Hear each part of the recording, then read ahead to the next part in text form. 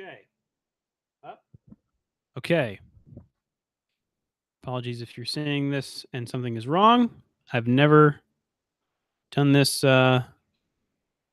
this before in this configuration. I'm doing a live hangout on YouTube, and then I'm pasting the link into Patreon. And we're publishing it now. All right. Apologies. I'm learning on the job here.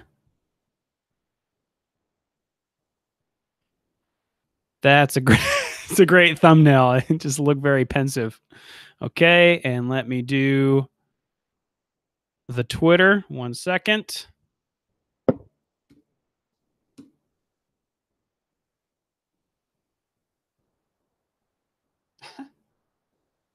I'm logged in as Shift F1, so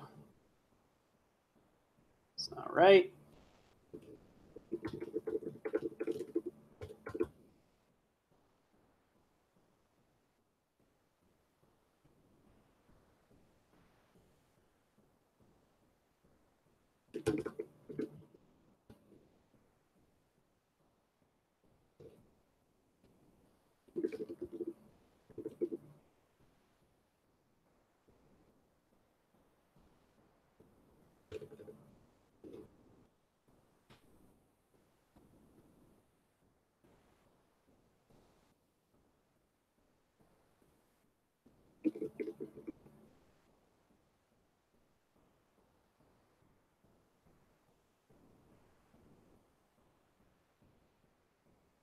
Okay. And because I know so much about social now, I'm going to retweet that on the Cloth Map account. So back to my Hangout, and I guess I'll see chat in the Google Hangout, or will I see it on YouTube video? That will be the question.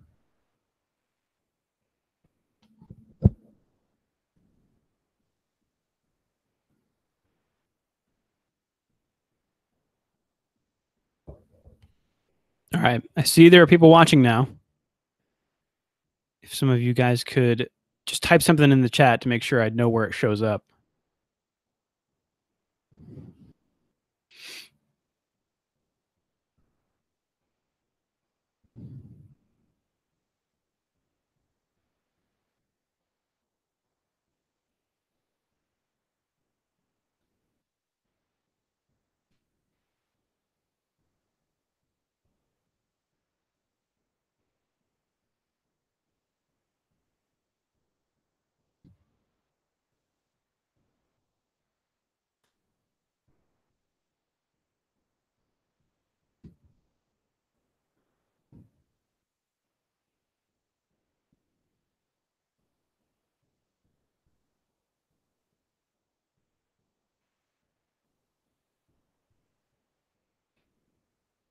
All right.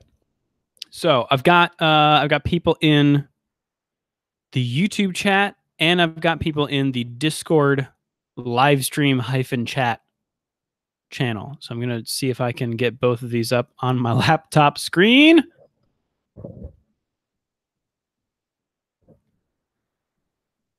Huh? Uh-huh.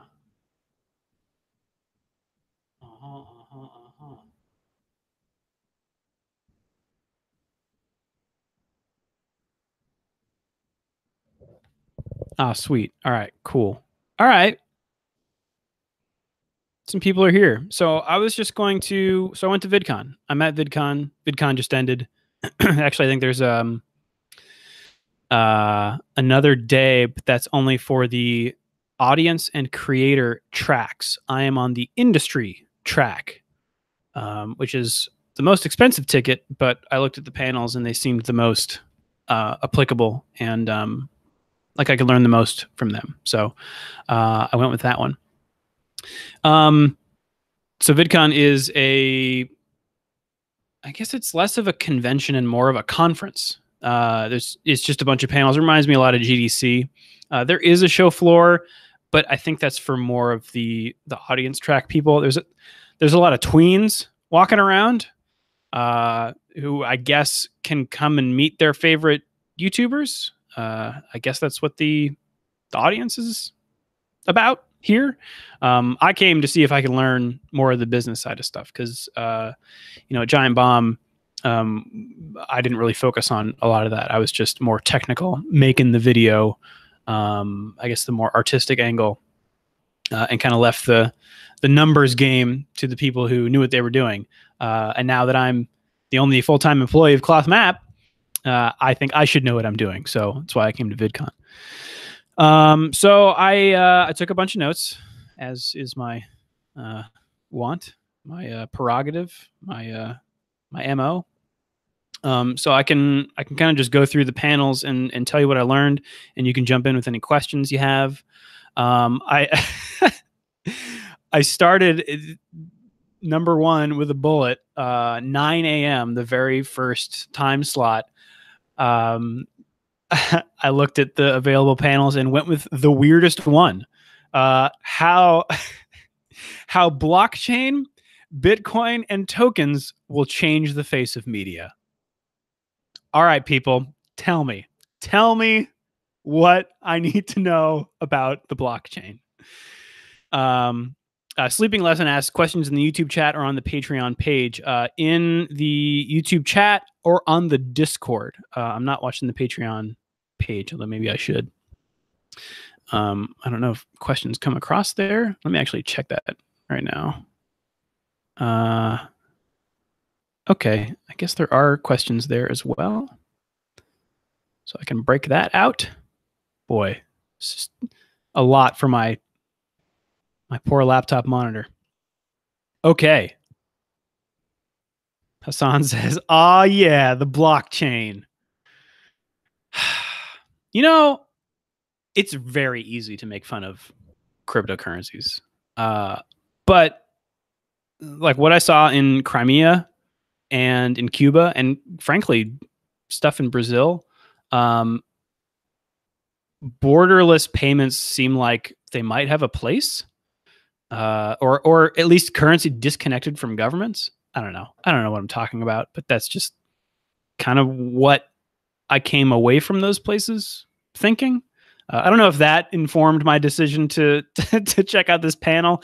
I don't know that I actually learned a lot from this one in particular. It was kind of a weird start to the show. So let's see. These blockchain people are really interested in taking out the middleman, because I guess so a lot of what VidCon is traditional, not traditional media, but traditional digital media. So a lot of it is like, interfacing with brands and, getting your view numbers up and things like that, which I guess are, in a roundabout way applicable to Cloth Map. I guess I'll get to this later, but particularly the view numbers, because Cloth Map runs on money, like a lot of businesses and creative projects. And we're doing great with Patreon, but with pretty much every Patreon, there is a very real fall off to the graph, right? Which is just the nature of crowdfunded projects like this, or subscription services, really. So how do you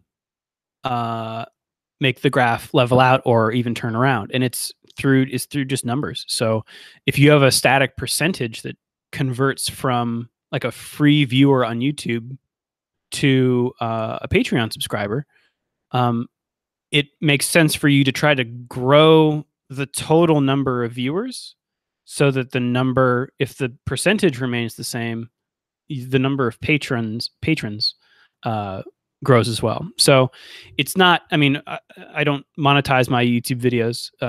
So I kind of have a different goal from like 99% of the people coming to VidCon. There's not a lot of people don't really talk about Patreon. I heard it a couple of times at VidCon, but for the most part, it's really more traditional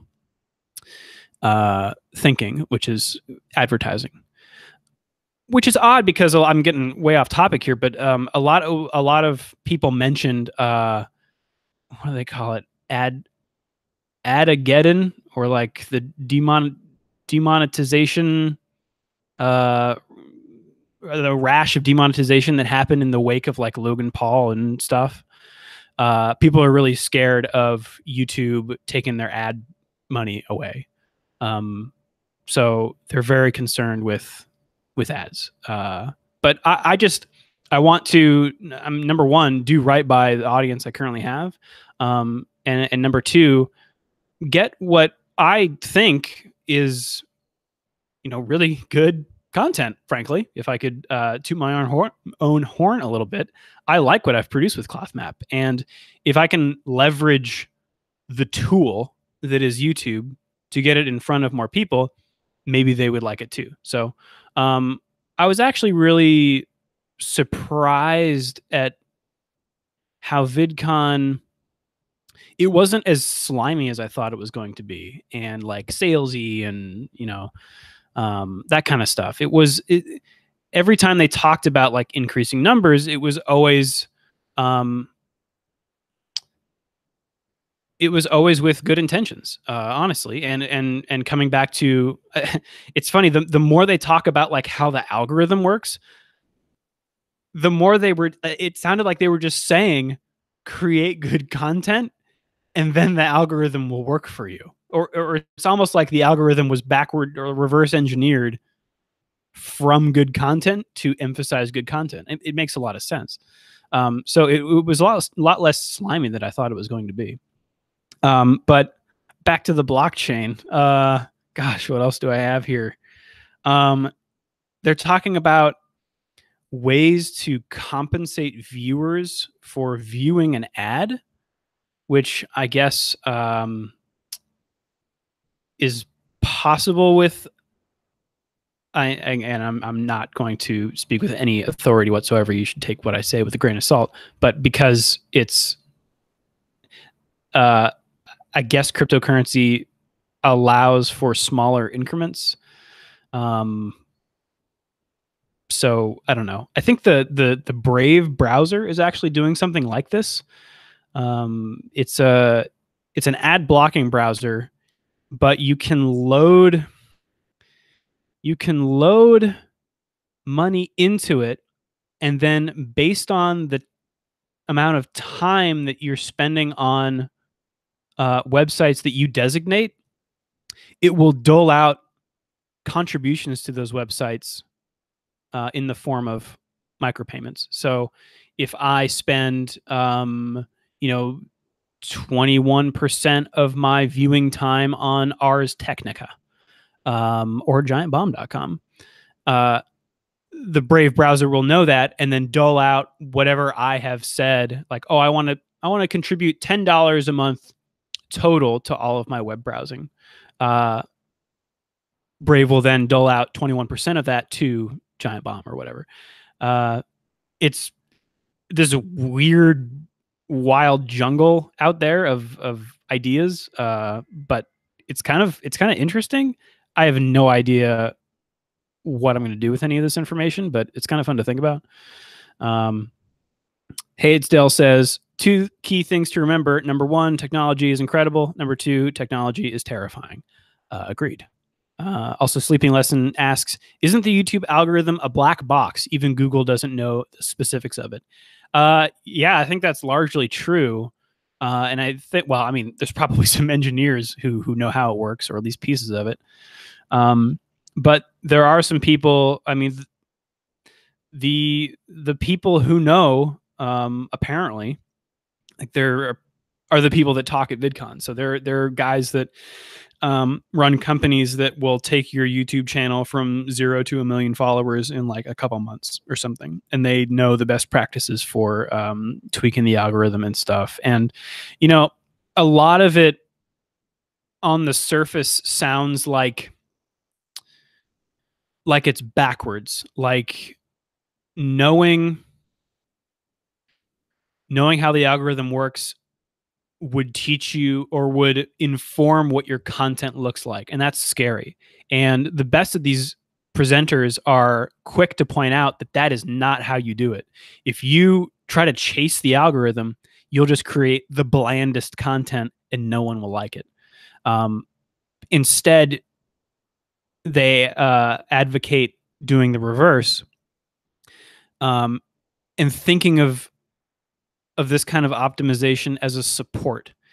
You create your content however you want to do it, and then you use YouTube as a tool. You leverage what you have to make it do its best. And again, that was one of the surprising things. Let's see. Henry Valens says in the YouTube chat, you were involved with Giant Bomb. What's stopping a company from competing with YouTube properly? Like, why hasn't a Patreon plus YouTube popped up? Interestingly, I think YouTube just implemented a subscription service to YouTube. So I don't know that it works necessarily like Patreon, where it has different tiers that you can dole out, and different kinds of content that you can dole out to different levels of people. But there is, like, I think it's more like Twitch in that it's like just a monthly recurring payment that does lock away like certain videos behind the paywall. But I think asking people to go to yet another venue for that would be difficult, but people are already on YouTube, so I think it's probably smart of YouTube to implement something like that. Let's see what else from this first panel here. Yeah, they were emphasizing that, you know, if you don't have to go through a middleman, it's more direct compensation to creators, because there's no, like, again, with traditional stuff, you've got a brand that's advertising on you, right? But then you've got to pay the people that do the research about the audience, and then you have to pay, you know, YouTube, who owns the platform, and all this stuff. And if it's just directly to the creator, then it's, you know, nearly 100% of the contribution, right? No credit card fees, although there are fees associated with cryptocurrencies. I guess there's a couple of weird apps that use cryptocurrencies. That was kind of it for that panel. And then I went to an Instagram workshop. Let's see. Sleeping Lesson says they also have YouTube Super Chat, which is for taking donations during live streams. That's true. And I think Twitch has something similar where you can like chip in, just like throw a few cents at a creator. Dearman667 says it's surprising to me that services like YouTube and Patreon, especially Patreon, don't have true competitors. Yeah, I wonder if it's just that those platforms have just reached some sort of critical mass where it doesn't make sense to compete with them on that level. There might be room for some like very niche platform like that. But the sort of the everyman platform is kind of covered with YouTube and Patreon. So Instagram, it's kind of something, I don't know if you guys may have seen. I've been posting some of my North Korea photos on the ClothMap Instagram. A lot of the ones that I'm posting there were not shown on the Giant Bomb live stream, for example. And so that's sort of I've been trying to figure out what ClothMap's Instagram is. I think, you know, especially once Joey started filming for us, our cinematography got a lot better. And so, like, I'm really proud of the kind of visuals that we can show, and Instagram I think is really a fun way to show that off. I don't like the way that widescreen video or widescreen screenshots, I guess, look on Instagram. I feel like you need to go either square or vertical. So translating camera footage to Instagram doesn't always work. But I think it's a fun way to kind of. I like going back and looking at, like, I put a lot of stuff from Brazil on there, and going back and looking at that stuff is fun because we've been to some beautiful places. But I think it's also just another way to it's potentially a way to get the sort of what I kind of call in my head the cause of cloth map. It's a way to get that out to people. The sort of message, I guess, is another way to say it, which is this message of this feeling of inclusion, of us all being the same, that sort of thing. And so I'm kind of thinking about how I would use that tool to kind of, I don't know, as just another extension of cloth map, I guess. But I don't want to just be lazy and cross post stuff. They actually just announced here as well, Instagram TV or IGTV, which instead of a minute, you can go now for an hour on a separate app, I think. I don't know. I have no intention of posting cloth map in videos in their entirety to Instagram. That doesn't make sense. Another thing that really got hammered home at VidCon is every platform requires its own type of content, which, we heard at Giant Bomb all the time. You can't just cross post and expect to have people latch onto that. No filters, the sleeping lesson. Yes. Good call. There are so many, I was using Instagram personally for a while and then kind of fell off. There's so many different aspects to it now. Stories, the live stuff. Joey and I actually did a couple live broadcasts while we were in Cuba, which was kind of fun. It's great to be able to go live from your phone. So I actually thought that Patreon had that in their app to be able to live stream from your phone, but apparently not. I'm doing it from my laptop now. So maybe in the future, that would be a fun thing to do. Like more of that Instagram live from the country itself. I think that could be really cool. But yeah, they advocated in this Instagram workshop leveraging all the surfaces of Instagram. So that means different stuff in your story versus in the main feed, which I think makes sense because the main feed, at least I really want the main feed of Instagram.com/clothmap to be really curated, to be really pretty. But there's an opportunity for more, I guess, behind the scenes stuff or just moment to moment stuff for the story, because that's it only is up there for 24 hours. It's more throwaway and is more, I guess, in the moment. But I think I'm hesitant to, well, I haven't really done that in the past because I don't really know. I don't have a sixth sense yet as to what is interesting for that. I don't just want to snap a picture of whatever I'm doing every 30 seconds. That doesn't make any sense. But I guess thinking about that more might help. Hashtags. I have a lot of feelings about hashtags. I think though, if it's just,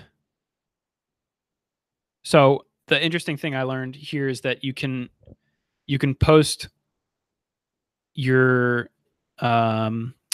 Instagram post and have a description and no hashtags, and then make a comment with your hashtags so that your description and the photo remain pristine, which I really like.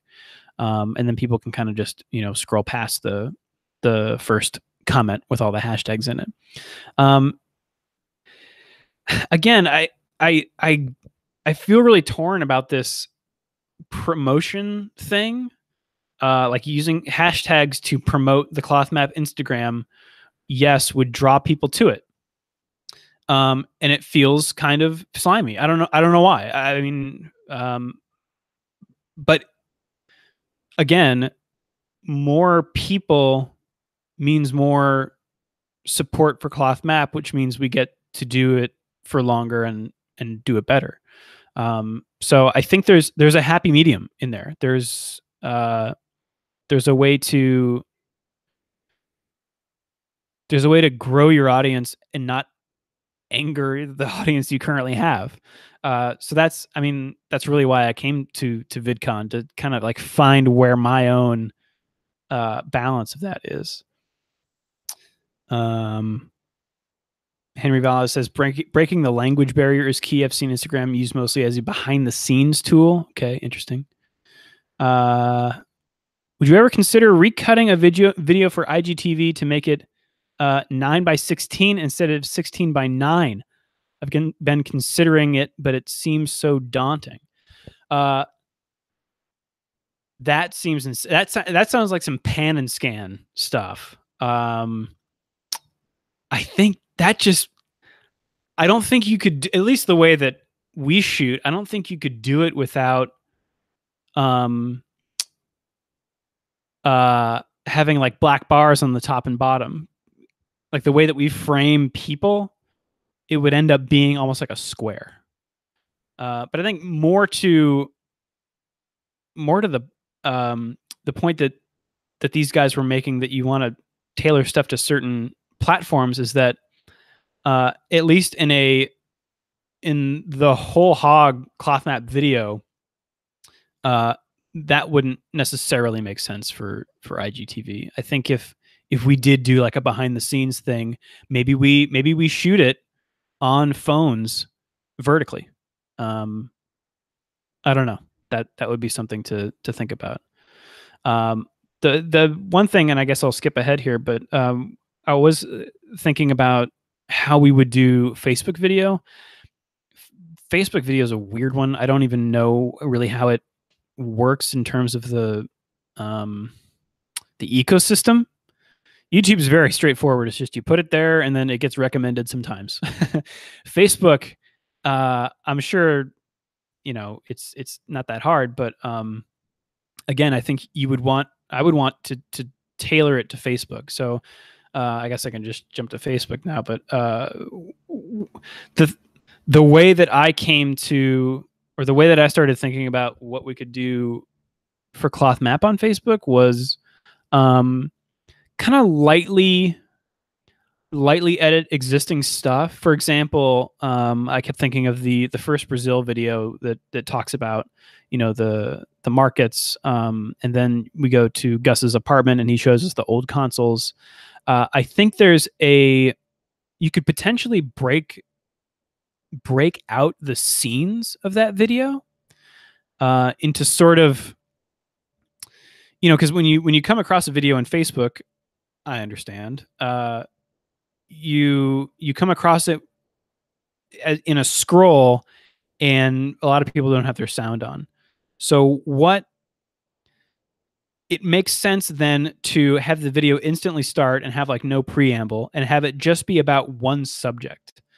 I think when you've got a longer subject on YouTube, there's time for you to be more subtle with stuff. There's time for you to have an introduction and then weave your way through different topics. Whereas in Facebook, I think we could break out like, yo, we went to the gray markets of Sao Paulo. Here's what they're like. And then have captions, right? That's one Facebook video. And if you want to see the full video, go to YouTube. I don't know. That is potentially something we could do. Don't want to tear your Cloth Map. It'll unravel. Henry Valls asks, do you do any sponsored posts? No, I think if you if you mean like a brand coming and saying, "Hey, ClothMap Instagram, show our shoes on your Instagram and we'll give you money." Um, I don't I don't know about that. I mean, I have an obligation to my patrons to create good content, and that's what I'm here to do. And if that is something that gets in the way of that, I'm not interested. So, um, yeah, no plans for that. One subject videos with captions would also play well on Twitter and Reddit, says Durman667. Reddit, interesting. Twitter, I guess, kind of makes sense. Twitter, I always felt was kind of a trailer. Like here's the I've embedded the video trailer, and then here's the link to the longer video. Maybe that's wrong. I don't know. Hassan says, it would be interesting to get sponsored by a travel agency, but then you would probably only be able to say positive stuff about your destinations. That would be true if I was sponsored by the board of tourism.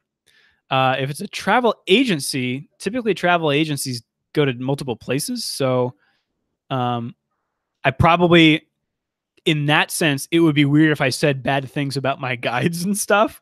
But I don't know. I don't. I think in general, I don't have any firsthand experience with this, but I think in general, brands are getting they're getting much looser in what they allow because they want to seem cool. So I think there's more potential for like legitimate and non-gross partnerships, I guess. I always think of Wendover Productions. I don't know if anyone out there is familiar with them. They're a YouTube channel that kind of they talk a lot about logistics. They're kind of like Freakonomics, but on YouTube. But he does a lot of sponsorships, but they're kind of, they feel like podcasts sometimes. Like he does pre-roll and post-roll, but they always feel very I don't know. I don't mind them. They're quick, and they're always kind of, he flies around a lot, and he talks about shipping and airlines and stuff. And so he had a sponsorship by Clear, kind of like TSA pre-check, except you use fingerprints and a retina scan. It gets you even faster. And he had like a promo code. It was tied enough to his subject matter, and it like had a discount for people. I don't know. That didn't seem so bad to me. But if I, for example, one of the things we always talked about at Giant Bomb was having non-endemic advertising, which means, like at Giant Bomb, we never took advertising from a game publisher, right? Because we were game critics. So I wouldn't like being sponsored by the tourism board would be weird, but being sponsored by I guess, yeah, something like Clear, it was like this actually allowed me to do my job better. And they paid me money, which again allows me to do my job better. So I don't know. Again, I think I would have to really consider the benefit and the pluses and the minuses. And if I needed that, if I felt like I needed that. So yeah, it's strange. Yeah, Hassan says it'd be neat to have your travel expenses taken care of, get sponsored by an airline. That seems pretty benign. Yeah. I mean, I'm not reviewing airlines. I'm using them as a tool. So I don't know.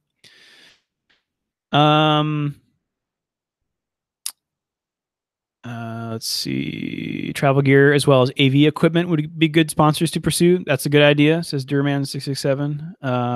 Go over the stuff you use and you like. That's another one. I think people who, and a number of people do this, particularly those with large audiences, they only take, I think Shaquille O'Neal is famous for only doing sponsorships for products that he really, really loves. And I think that That makes sense too. At Giant Bomb, it was, well, I guess I don't want to say too much about the back end process, but like there were brands that we didn't really want to work with because we weren't sure of their quality, right? So, yeah, I think there's a good way to do it. It's scary to me because I don't want to anger people. Let's see what was next. Yes, a panel on commerce, so like merch and stuff, which is something I know Danny does, and I've been thinking about, which again seems kind of like a no-brainer. Like I would love to be able to, if not produce my own, then to point people to like travel products that I use, like quality stuff that I actually makes my life better when I'm traveling. And I kind of do this already. I post links to items in the video descriptions. But I think it'd be fun to have like a cloth map T-shirt. I think I think that'd be cool. So yeah, how to do that correctly? We're still a really small team. So does it make sense to go with someone who like to partner with a company that prints stuff on demand, so you have no inventory? Is the quality there? That's the question. Yeah, so that was really illuminating. And that way potentially I could just have, instead of like all those links in the YouTube comments, just like one link, like, hey, go to this link and here's every piece of gear that I use in a video. If you see something that like in my travel gear that you want, or you want to know how I filmed this, or you want a cloth map T-shirt. Like I think those are three different kind of categories that you could just all be on one page. I think that just makes a lot of sense. Sleeping Lesson says I would 100% buy a cloth map shirt and a Zojirushi. All right, I'll see what I can do. Are the YouTube links affiliate links? Yes, they are Amazon affiliate links. So if you're not familiar with Amazon affiliate links, they don't change the price of the item that you buy, but Amazon basically rewards the affiliate for linking you to Amazon. So if you click on any one of those links, and you buy anything within a 24-hour period, I get a kickback depending on the item, for that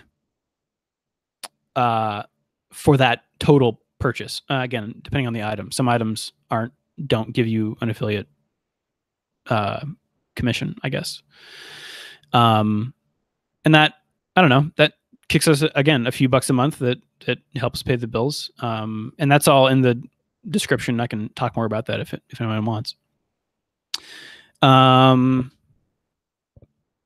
Let's see. Then my first real big panel on YouTube and the algorithm. So this one, apparently YouTube just launched some more stuff in there. Like, I don't know if you guys have ever like looked at YouTube analytics. If any of you have videos out there or channels out there, there's a lot of stuff. It is overwhelming. There are entire companies that just like take your YouTube data and interpret it. There's a whole cottage industry. So finding out what numbers to pay attention to and then how to make changes that affect you positively is really difficult. So at least for me. So I think these sorts of panels were really interesting to me. Particularly, I think a new, I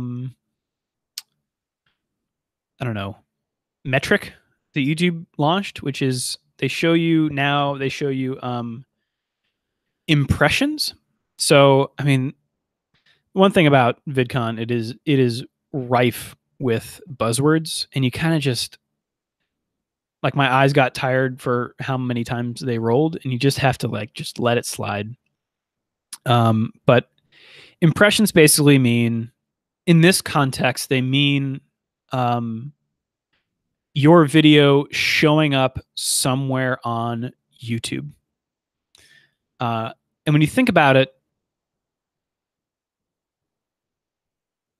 YouTube's suggestion feature, when you finish watching a YouTube video, it'll play another video or recommend videos in sometimes the end slate, or will show recommended videos on the sidebar. That's basically the best way for someone who's not already part of your audience to find your videos. So you have to think about that if you want to grow your audience. So knowing the amount of times your video is being shown and where it's being shown are important, because as soon as you know, and the effectiveness of those impressions. So they also have a metric called click-through rate. So your video is shown to this many people, and then this many people clicked on it after it was shown to them. And so they give you a percentage of the people that saw it, the percentage of people that clicked on it. And if it's, below a certain number, then perhaps your thumbnail needs to be more jazzy. These are the things that matter, apparently.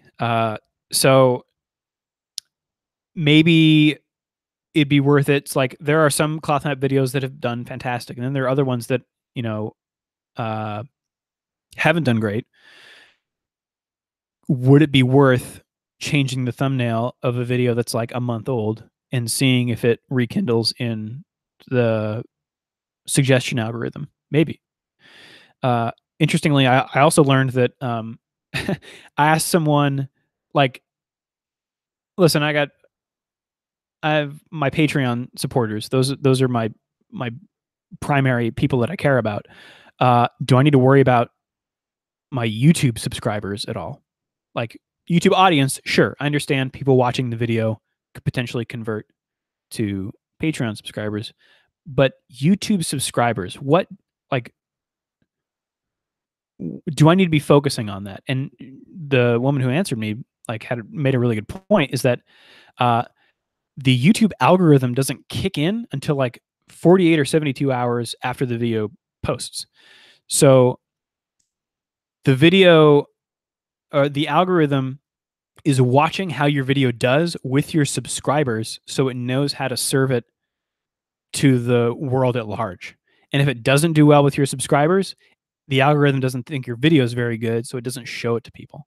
So yeah, your subscribers on YouTube are actually really important. So that was illuminating as well. Sleeping Lesson says, congrats on your first 1 million view video. Puppies of Chernobyl is evergreen. Yes, that is some evergreen content. Let's see. Yeah, as for the percentage, like what percentage of the click-through rate do you want to watch? It's basically, if it's under your average, then maybe tweak something. But if it's at or above your average, then you're fine. Another thing they talked about a lot was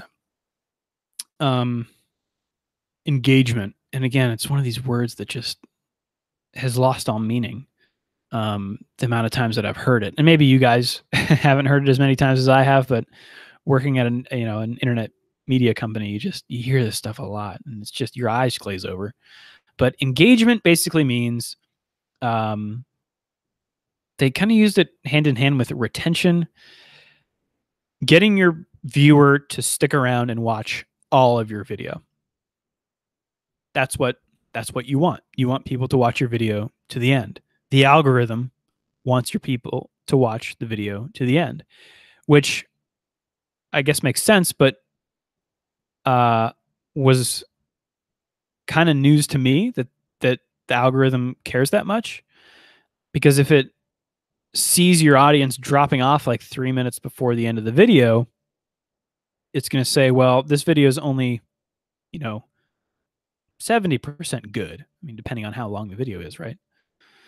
Um, so that was kind of alarming because I use the, like last 2 minutes of the video to do the Patreon producer role. And that's something that I've promised my patrons, and I don't want to give it up. But how much is it impacting, Cloth Map's videos discoverability on YouTube negatively? That I don't know. But again, maybe there's some other way to do it. I currently do one column. Maybe I do 3 columns and make it shorter, right? Or I've seen people like do static pages instead of a roll. That might work as well. Some people do like a lower third with cycling names. I don't know. That might be something that I ask those patrons directly and ask for their advice. So if you're one of those, I might be getting in touch with you and seeing what's up, what you think.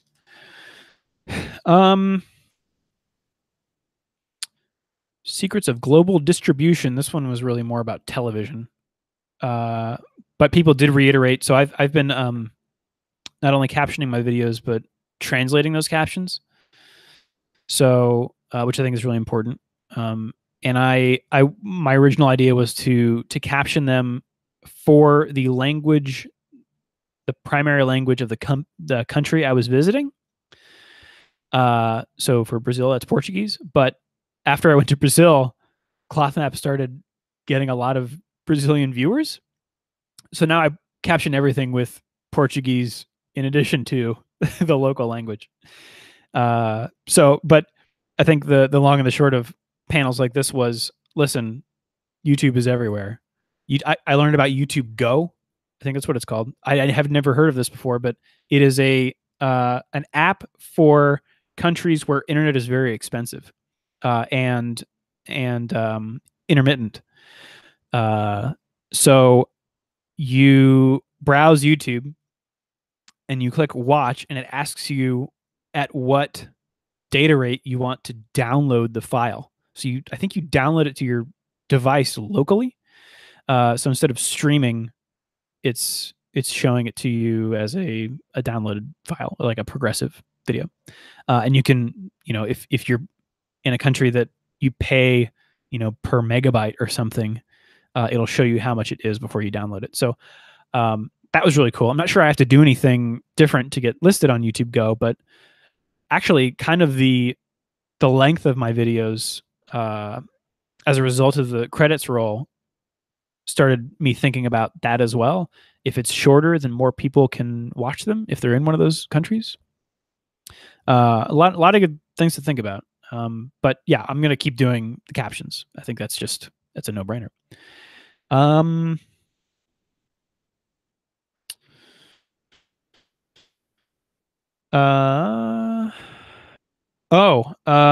YouTube panel.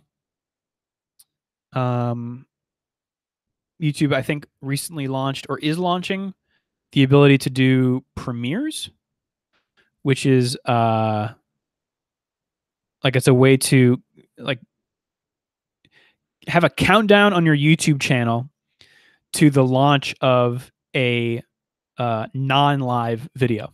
Because currently YouTube does countdowns for live streams, but it doesn't do countdowns for VODs, videos on demand. So they have that now. So that could be fun. Like if I have finished a video, obviously releasing to my patrons first, but for its live public coming out, I could have a premiere countdown, which would be fun. One on viewer research. This was really interesting. I think I'm in a sort of different category than a lot of the people at VidCon. who are trying to start an audience from nothing. And I had an audience from Giant Bomb who came to Cloth Map, and that has since grown outside of that audience. But I had something to start with, and so a lot of the way that audience analytics people were talking was again kind of reversed. Like they say like, well, what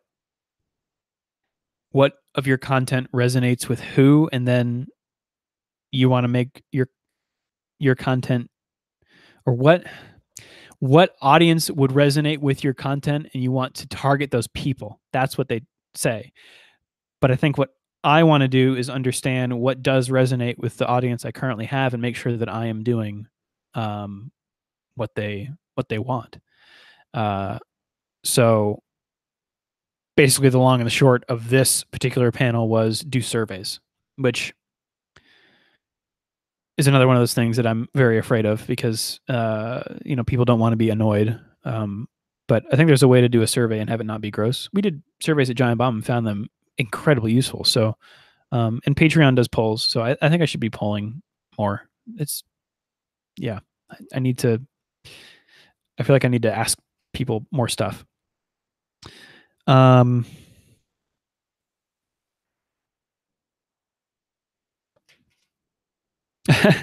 Valles says, do surveys. We'll fill it out. All right. Thanks, Henry. Maybe I will. I went to a panel about creating content for LinkedIn because I have no idea how that works as a media platform. It's weird. I probably won't do anything for it. Yeah, it's weird. Another panel called the Annual State of Video. Some big analytics company was showing off their data that's fresh off the press.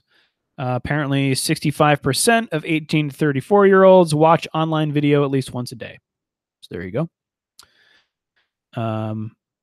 Henry says, regarding LinkedIn, you have to do a video with Gary Vaynerchuk.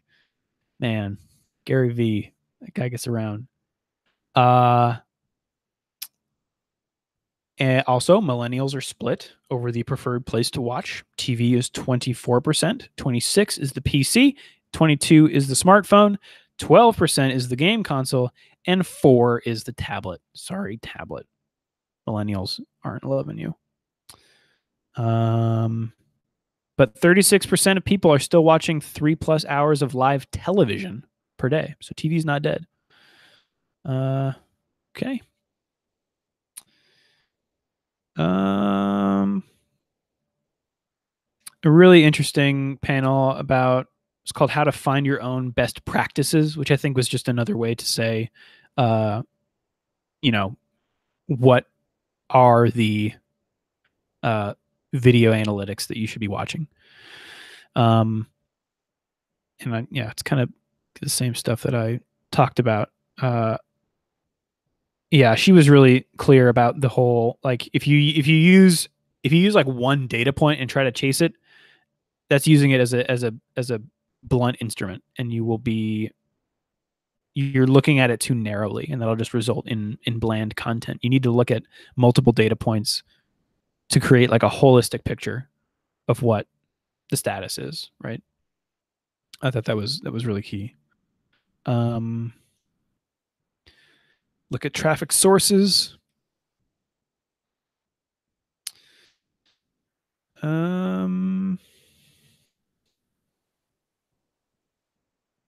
Yeah. She also said, you have 2 goals: to satisfy your current audience and to get new audience. In that order. Don't flip them. Because if you try to get a new audience without satisfying your current audience, you'll have no one. Because your current audience will leave. And then your new audience, like if you, she has said, like, gave an example, like if you had a knitting channel and then you did like a reaction to something Justin Bieber did, you might get a lot of hits on that Justin Bieber video, but the Justin Bieber video fans, or the Justin Bieber fans who watch that video, are going to look at the rest of your channel and go like, I'm not into knitting. What is this? And they're not going to subscribe. So you'll be left with no one. I thought that was really a good way to illustrate that.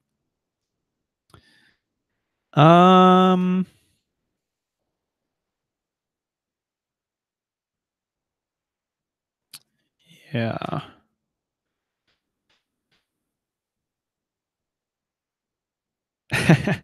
I like the name of this panel. Why 2017 sucked for online video and how to make the next 12 months better.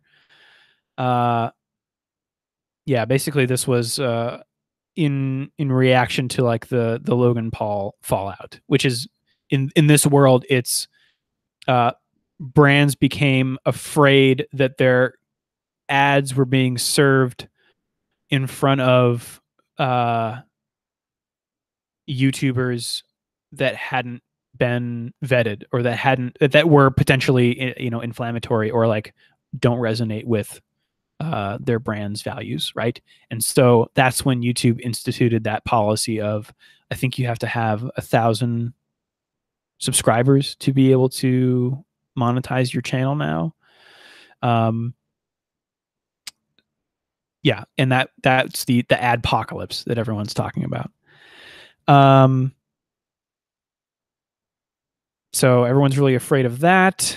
And then another thing was I heard a couple of times was that I have here verbatim, Gen Z wants to connect by disconnecting. So apparently, millennials like myself are into paying for live events. I don't know what a live cloth map event would look like, but I think it's kind of a fun thought experiment. Yeah,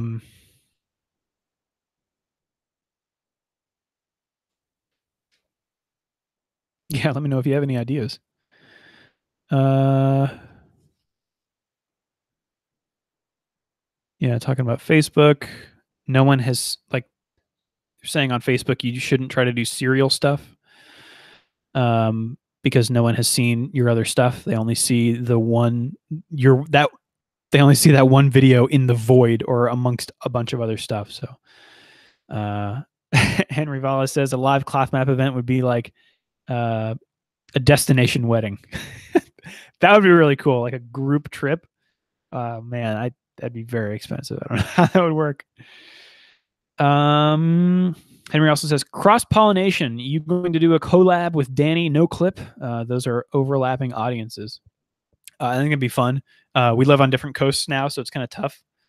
But I guess we kind of do a collaboration every couple of weeks with Shift F1, a podcast about speedy race cars. Like and subscribe.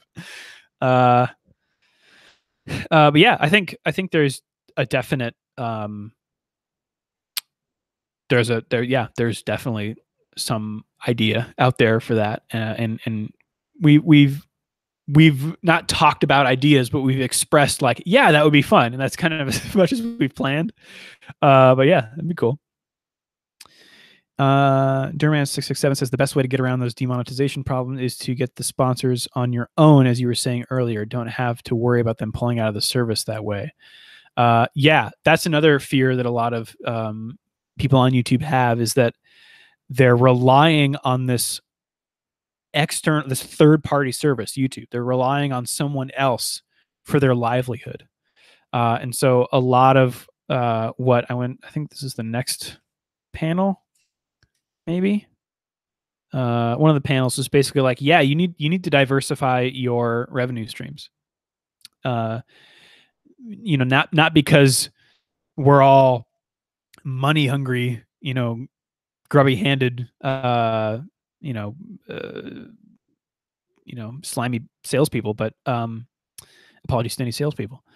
But as a business, you need to know the amount. You need a stable amount coming in to be able to plan. If you have a irregular amount of money coming in, you can't make plans for the future. You can't do long-term projects. So having multiple sources of income is kind of paramount to that stability. So that's why merch is a big thing that people were talking about. Live events. For a lot of people, that's monetization on YouTube. It's just a small piece, right? Subscription services, uh, in live events. Did I say that one already? Also, cross pollination. See about maybe meeting up with streamers / YouTubers in your travels. That's not a bad idea. And frankly, makes a lot of sense because when I go to a country, I don't know a lot of people, and so reaching out to someone who is already kind of an expert in the place because they live there would make a lot of sense. And the cross pollination angle, can only help introducing each other to each other's audiences. I guess I kind of did that with Jogabilly Dodd in Brazil, although it was very off the cuff and spur of the moment, and we didn't really think about a collaboration. But that was really fun. So yeah, I should definitely look into that more. Facebook video for any internet marketers out there. The most shareable content has social currency. That is, if I share with you, I look better. It is useful. It tells a story, and it evokes emotion. The biggest emotion that we want is inspiration. Also, happiness, excitement, being amusement. Yeah, I don't know how people know that stuff, but that's there you go. If you're creating Facebook posts.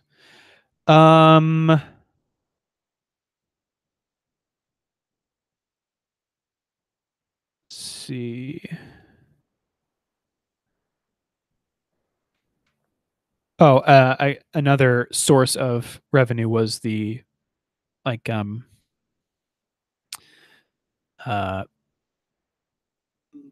like YouTube ads, but like brand collaborations.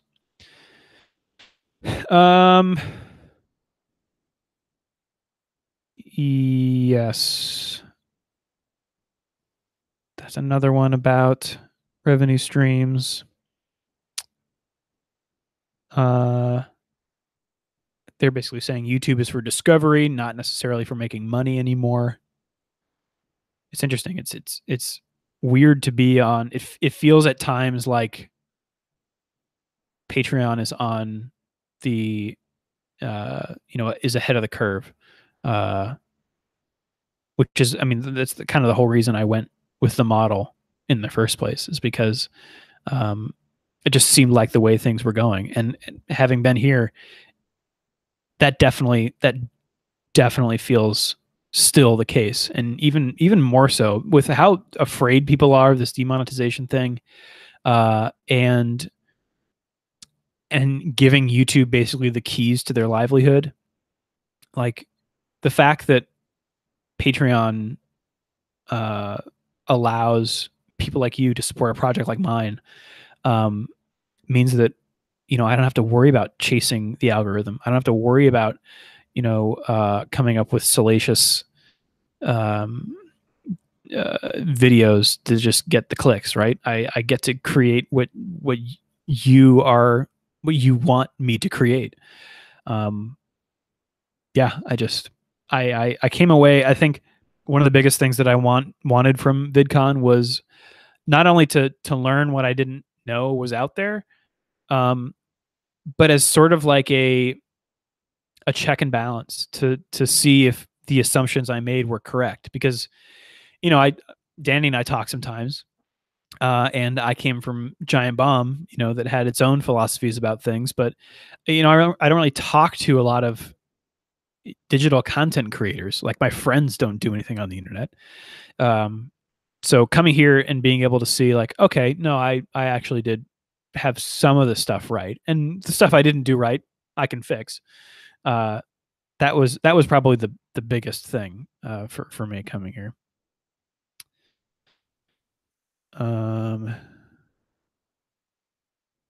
More on the algorithm. I didn't actually think I went to that many panels on this, but sure. I should probably do a new channel trailer. More about collaborations. This is interesting. Some guy mentioned something about YouTube title length. If it's a short title, your subscribers will like it better. But if it's longer, it has a better chance to show up in suggestions.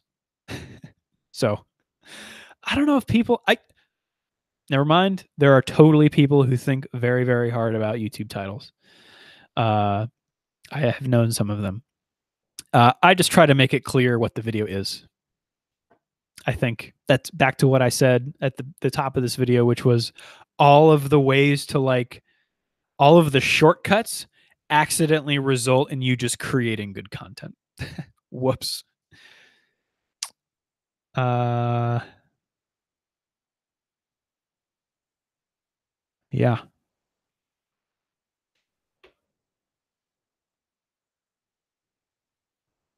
Yeah, and I guess people didn't really talk about Patreon specifically, but I was able to ask a few people like, "Hey, I have a YouTube channel uh that's supported by Patreon. Um Obviously growing the total audience numbers would theoretically result in a conversion to Patreon subscribers. Um, but how can I make that, more frictionless, I guess? How can I make it more clear that there is a Patreon thing going on if they so choose to engage with? I mean, that's part of the reason I started doing the opening bumper. Uh, that's not the whole reason though. I wanted to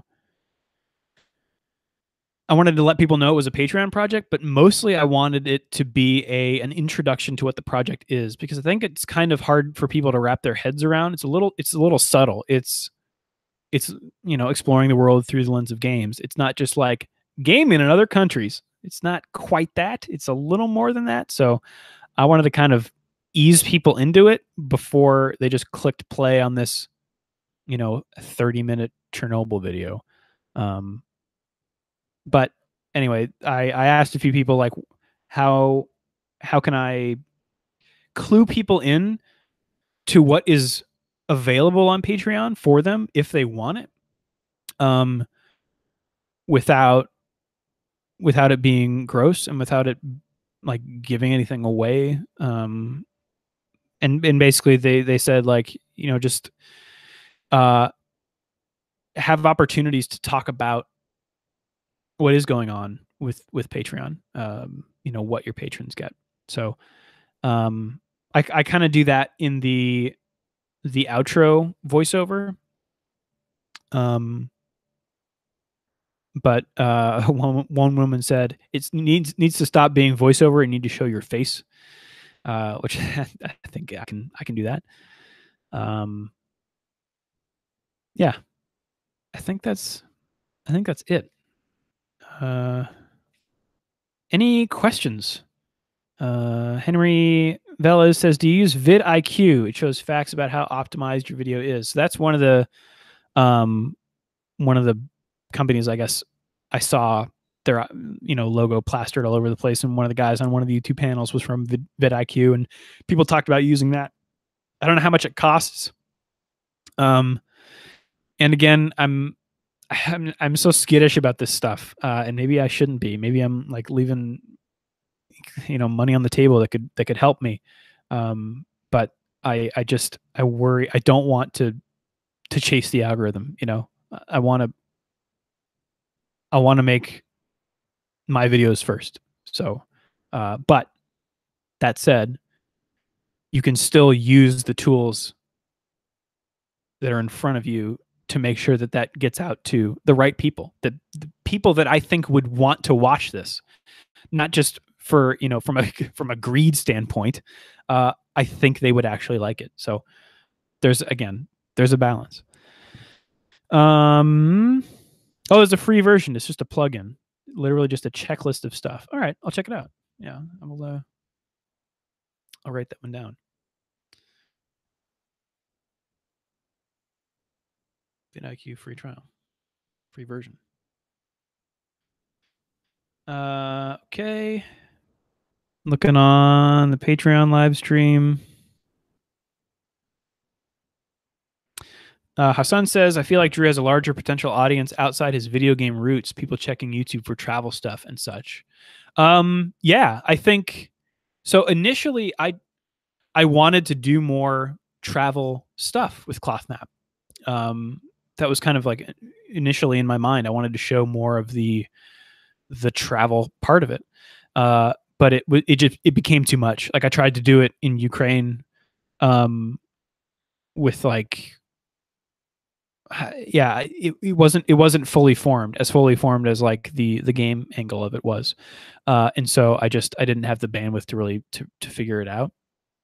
Um, I would love to get back to that because I think that kind of stuff is really valuable because I truly like one of the core tenets of mine is that I think travel is for everyone and it doesn't have to be exclusive to people that are super rich or super old. And I would really love to get back to that, but I don't really know.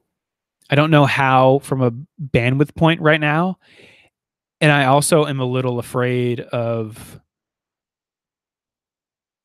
trying to inject that stuff into the ClothMap channel when people maybe don't expect, like, yeah, I don't know if that's a real concern I should be having. Because I did those gear videos. People loved that gear video. I should just do more of those. Yeah. Um, I guess it really just comes down to bandwidth. But I'm as I mentioned in the Q&A, I'm working with an external editor right now. In addition to Joey and Jeremy, named Megan, who is more. She's not full time, but she does not have the commitments that Joey and Jeremy have. So hopefully she'll be able to help me out in that regard. Henry Valens. I'm sorry, man. I can't pronounce your last name. Velez. It's not that hard. It's 5 letters. What does the next level of ClothMap look like? I think it looks like steadier content, and more less rough around the edges, maybe. Because I think if we had a like full-time editors, you could really establish like a really clean workflow, and get things cranked out much faster. Right now, it's sort of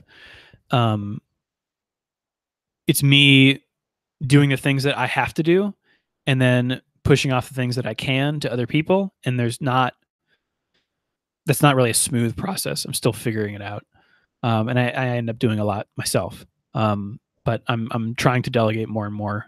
But the next level of ClothMap would just be more regular. It would just be more, I think, more and better. It's very vague. Do you have any plans to do a deep dive on a local destination rather than heading to another distant location? I'm not opposed to it. That's from Dale Mark, by the way.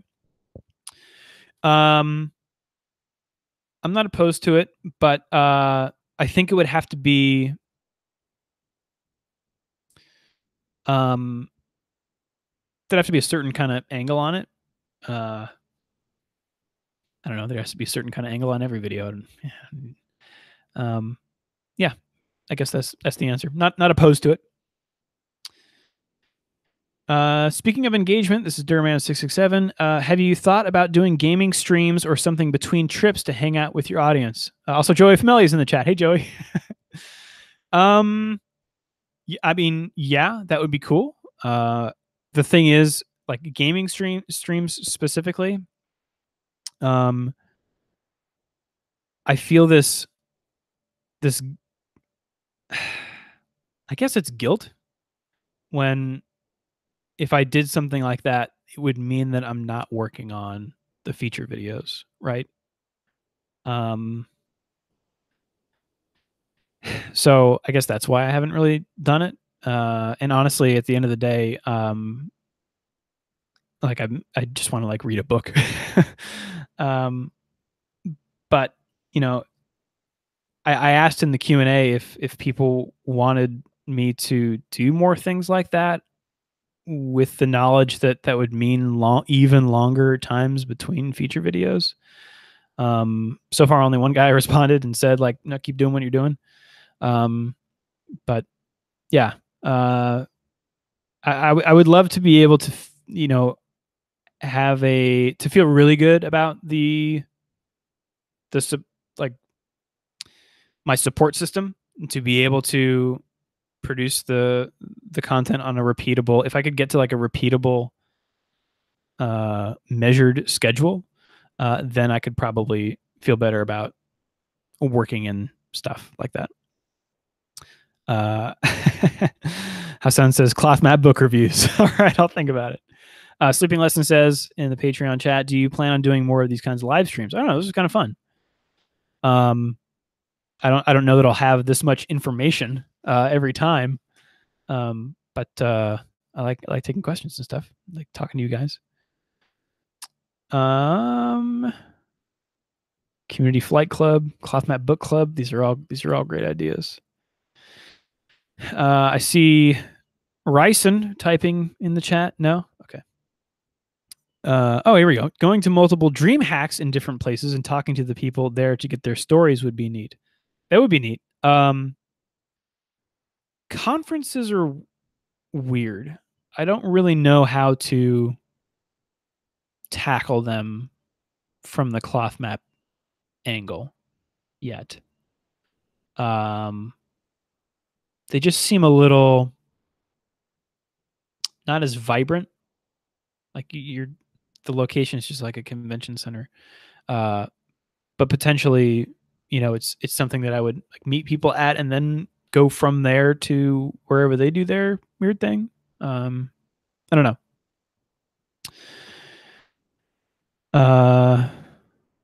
Yeah, Sleeping Lesson says conferences are tough, high time commitment, no guarantee of material. Yeah. Yeah, I don't know. Something to think about. Gosh, I've been at this a while. Thanks everyone for joining me. With my all my talk of analytics and numbers and click-through rates. Oh boy, I've got a lot to digest here. And I hope I'm not getting sick. Oh, cloth map cooking lessons. Joey, yes. We actually, I don't know about you, Joey, but every time I have come back, I've come back with like one thing that I wanted to make. Actually, it was two from Brazil. I wanted to make brigadeiros and I wanted to make pão de queijo, which pão de queijo very easy to make. Not only is there a ready-made mix, you can actually just make it yourself from, I think it's tapioca flour and Parmesan cheese, something like that. I think All Recipes has a version with tapioca flour. Super good, very easy. You just like roll them into little balls, pop them in the oven. Tremendous.